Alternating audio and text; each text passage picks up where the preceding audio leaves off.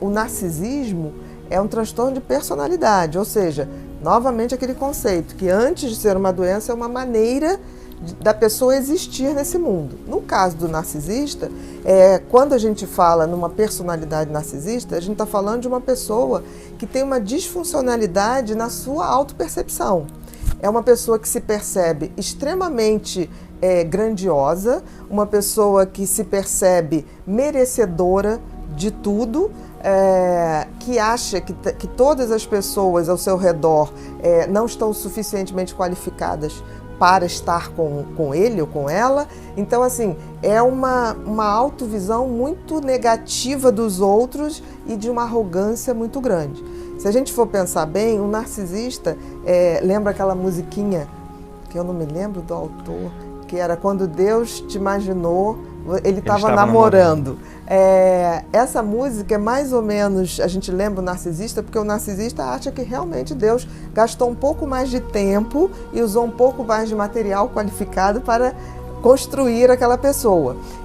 Então são pessoas que se veem extremamente superiores aos outros e acabam tendo muito pouca empatia, porque o outro, seja na relação afetiva, seja na relação profissional, seja na relação familiar, o outro está ali para idolatrá-lo, para servi-lo e para reconhecer o quanto ele é bom.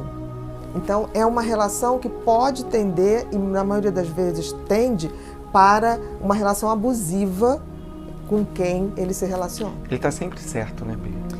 Ele está sempre certo, e mais do que está certo, ele está sempre querendo que você reconheça. Admirá-lo, mas admirá-lo de uma forma quase idolatria, né? Então, um narcisista grave, a gente pode dizer que ele tem ali um pouco de... ele tem um pé na psicopatia, no sentido da ausência de empatia pelo outro, no sentido de usar o outro para se tornar cada vez mais grandioso. Então, são pessoas que têm, muitas vezes, um caráter bem duvidoso, no sentido de se relacionar com os outros. É porque, para eles são uma obra-prima. É quase como se tivesse assim, como se a gente for ver as obras-primas do Leonardo da Vinci, do Michelangelo, eles se acham que realmente foram criados por um artista muito mais poderoso.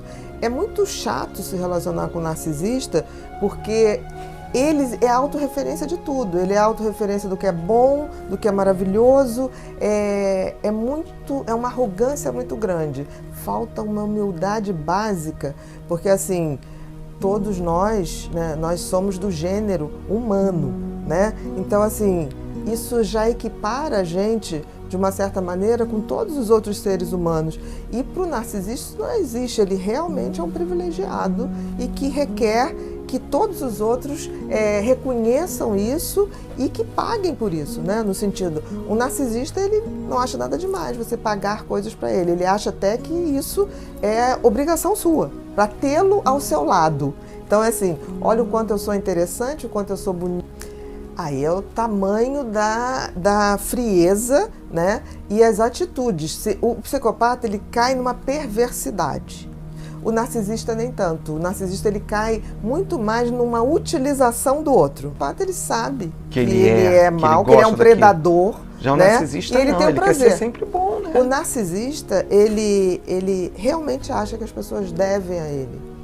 Qualquer tipo de paparico, qualquer tipo de privilégio, ele se acha merecedor. E é interessante porque muitas escolas de psicologia colocam o narcisismo como uma pessoa com uma autoestima baixíssima.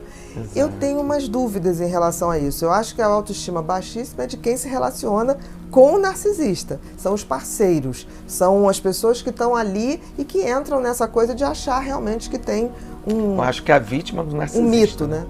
Eu acho que é a vítima. Porque eu acho assim, que mais do que uma baixa autoestima, o narcisista, ele tem uma necessidade de ser centro, de ser idolatrado. E eu acho que isso acaba construindo uma visão de si mesma de que ele realmente é grandioso. Ele não se vê como uma pessoa que precisa aprender mais, que precisa saber mais. Ele não tem a humildade do aprendizado, de trocar, por exemplo, uma pessoa pode se relacionar com uma pessoa que não é tão bela, no conceito, mas é uma pessoa muito interessante, que te dá conteúdo, que te dá boas gargalhadas. Para o narcisista não existe isso. Para o narcisista, o outro é obrigado a satisfazê-lo a todo tempo e, de preferência, pagar por isso, porque ele é uma companhia absolutamente agradável, na opinião dele. Então, eu questiono muito essa questão da autoestima. Eu acho que é uma disfuncionalidade de autopercepção.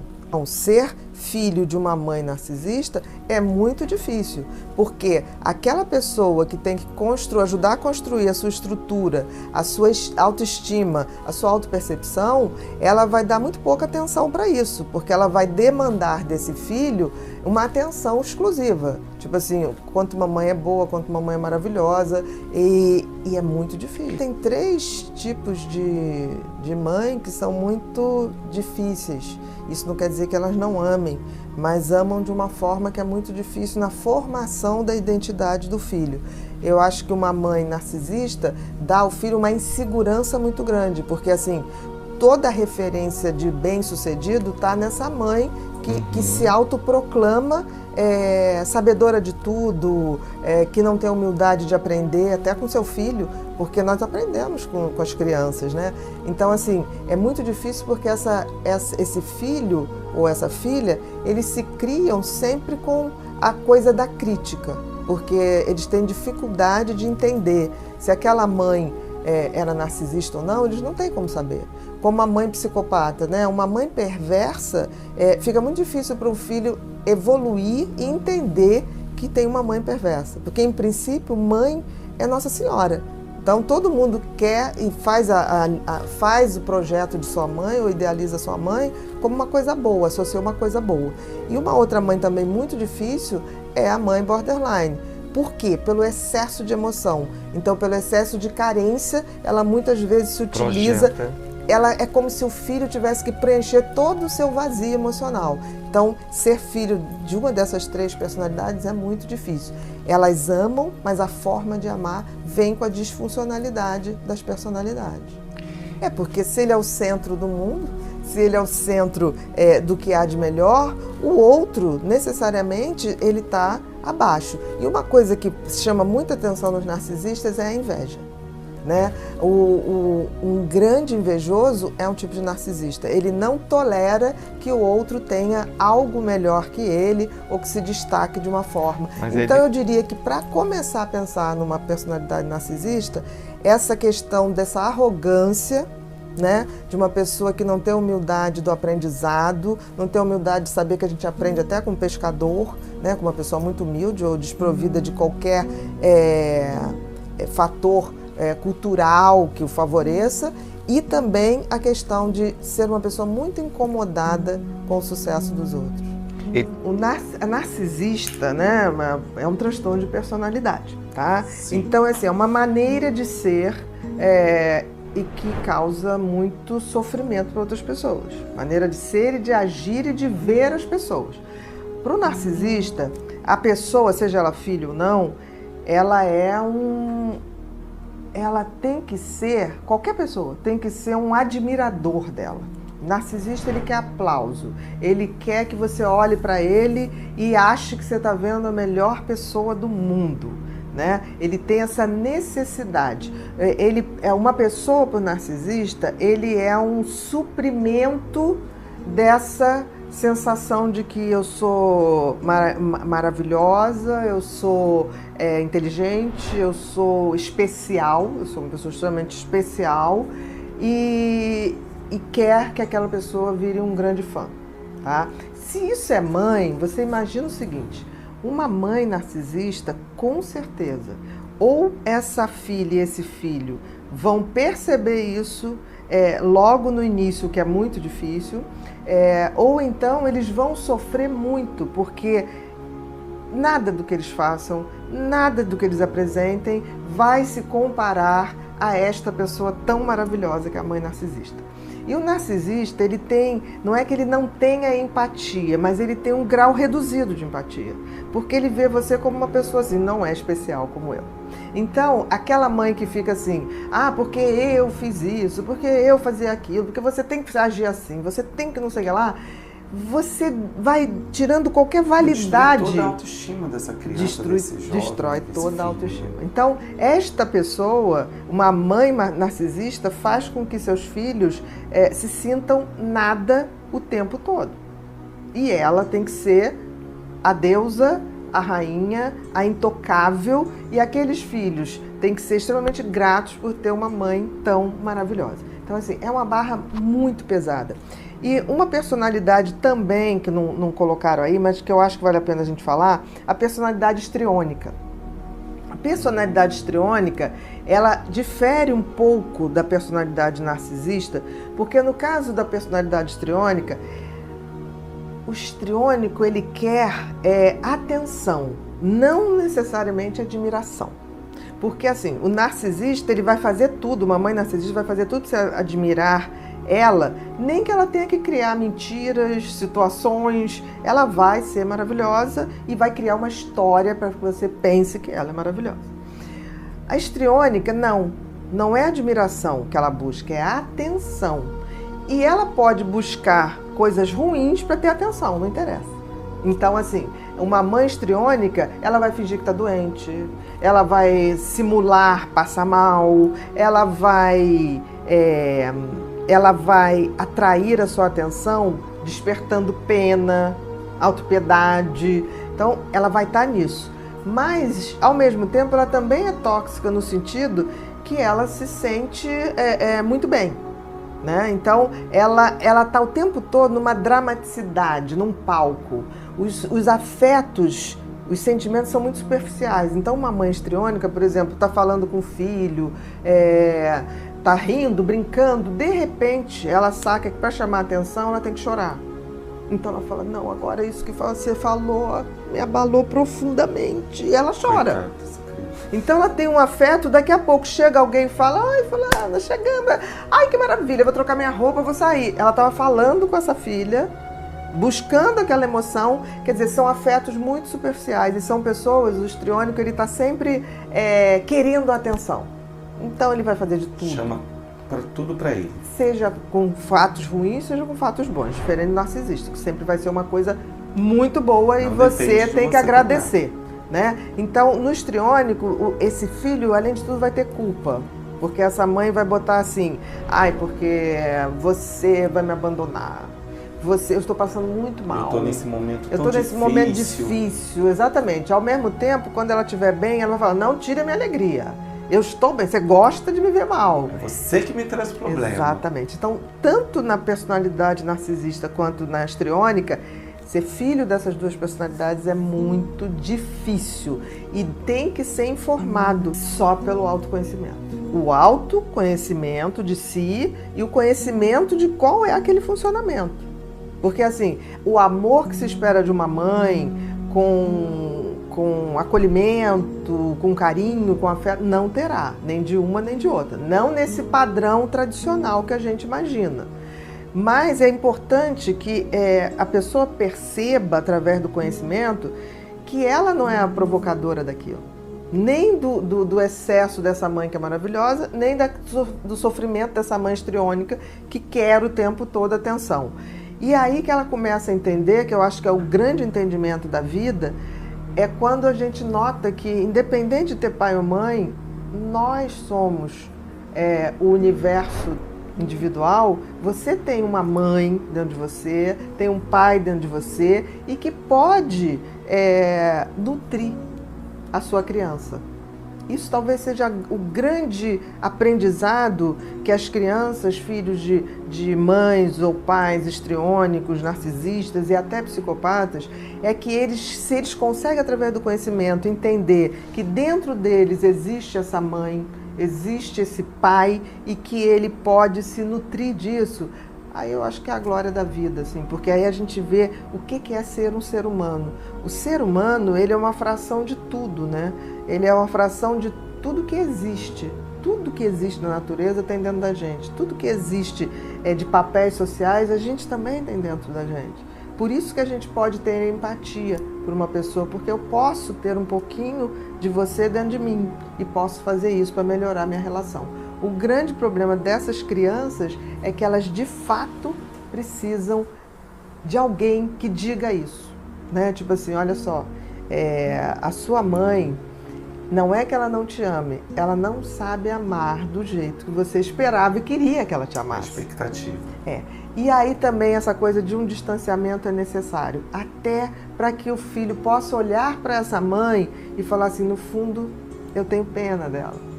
Porque assim, ela não ama ninguém, ela quer aquele aplauso. A outra pessoa, ela quer atenção. Nem que ela tenha que se jogar no chão, adoecer para ter essa atenção. Então, no fundo, dá um pouco de pena desse ser humano que não está se desenvolvendo para a transcendência. Olha, primeiro assim, narcisista existe em qualquer lugar, não é só na relação afetiva. Existe na família, existe no amigo, numa relação profissional. No trabalho, exatamente. Mas vamos primeiro botar uma coisa. O narcisista, ele é um transtorno de personalidade. O que significa isso? Antes de ser uma doença, é um jeito da pessoa ser, é uma maneira da pessoa ver o mundo e se comportar no mundo. O narcisista é uma personalidade em que ele quer aplauso. Ele veio ao mundo para ser aplaudido, reconhecido por sua grandiosidade, e ele acha que tem direito a tudo de bom que a vida puder dar. O que acontece com o narcisista é que ele não se relaciona, ele tem relações muito vazias, muito rasas, porque ele não troca afeto. Porque ele te trata muito bem no início, pode ser homem, pode ser mulher, tá? Ele te trata muito bem no início, mas para que você vire um fã dele, para que você ache maravilhoso, para que você ache que dê a ele esse reconhecimento que ele quer. Ele sempre vai ter muita inveja dos outros, porque o narcisista, ele realmente acha que se você tem uma coisa boa, ele quer aquilo para ele, para fortalecer. Ele acha que merece ser melhor que você. Então, quando você tem algo, ele nunca vê, tipo assim, pô, coisa bacana, meu amigo conquistou isso. Ele fala assim, bom, ele conquistou, aquilo era para mim. Se ele não tivesse conquistado, aquilo me pertencia. E ele acaba te sabotando um pouco nisso, né? Ele sabota as pessoas, porque na realidade, ele não tem... Se essa pessoa que falou que seu parceiro é narcisista, essa pessoa vive uma solidão. Porque ela não tem uma parceria, na realidade. Não existe essa parceria. Não, porque assim, ele chega na vida sempre muito bacana, contando, em geral, uma história para você admirá-lo, para você admirá-la, nesse sentido assim, de ter a plateia, mas na realidade o que ele quer é que você ache ele maravilhoso. E tem uma coisa também, além de muito invejoso, o narcisista, ele faz você, ele depois que te conquista, ele começa a fazer com que você se sinta mal. Nada teu é tão bom, nenhum amigo teu é tão maravilhoso. Por quê? Porque ele quer que você veja que só ele é fonte da sua felicidade, que você não pode ser feliz sem ele. Então, ele é muito natural que ele vai acabando, minando a sua autoestima. Ele se aproxima da pessoa porque acha aquela pessoa luminosa e ele quer aquela luz. É uma vampirização. O narcisista é um grande vampiro. Ele está ali porque ele quer aquela luz que você tem, mas ele quer aquela luz iluminando ele. É como se você fosse um holofote. Esse de morte, mas o narcisista, por exemplo, é uma das grandes personalidades que estabelece uma relação tóxica. Porque ele precisa que você fique mal para ele cada vez ficar melhor. Então, assim, não há uma afetividade. É uma coisa muito rasa. Se você fosse relacionar com o narcisista, por exemplo, um amigo narcisista, ele só fala dele. O quanto ele é maravilhoso, as coisas que ele fez. Se você vai desabafar alguma coisa, ele não ouve. Não, ele não ouve. Ou então ele fala assim, não, mas isso aí que passou é uma fichinha, eu já tive isso. É uma competição, sempre pelo holofote. Na relação com o narcisista, você vai ser o holofote. Então você vai pegar a sua luz e vai botar para ele brilhar, vai virar para ele brilhar. Além de ser muito invejoso, o narcisista, ele tem uma coisa, ele trai muito. E por que ele trai? É como se ele precisasse de uma reserva de holofotes.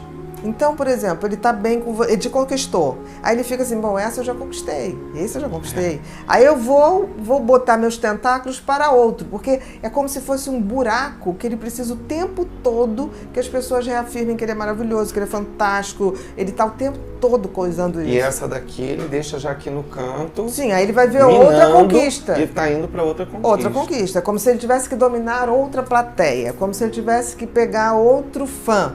Né? Ele está buscando fãs, ele não está buscando uma relação de troca, né? Ele está buscando aquele aplauso que vem. E com isso, o que acontece? Quando você não dá isso, né, ele vai trair dando ou não dando. Você pode dar tudo para o narcisista que ele vai trair. Porque ele vai querer essa reserva de aplausos, ele vai querer essa reserva de brilho em todas as parcerias. O narcisista, se você for caindo no jogo dele, acontece que você adoece, porque você vai se sentindo uma coisa inútil. E ele guarda um momento ali que, se você vai alimentando aquilo, ele vai caminhando quase para uma perversidade, no sentido assim de você ter que se anular totalmente para que ele tenha razão. Então, por exemplo, o narcisista, ele nunca fala assim, a relação acabou porque a gente não estava se dando bem. Ele vai dizer, não, acabou porque ela fazia isso. Vai inverter, vai dizer que quem traía era a pessoa. Tudo que ele fizer no sentido de denegrir a pessoa, ele instintivamente está falando dele.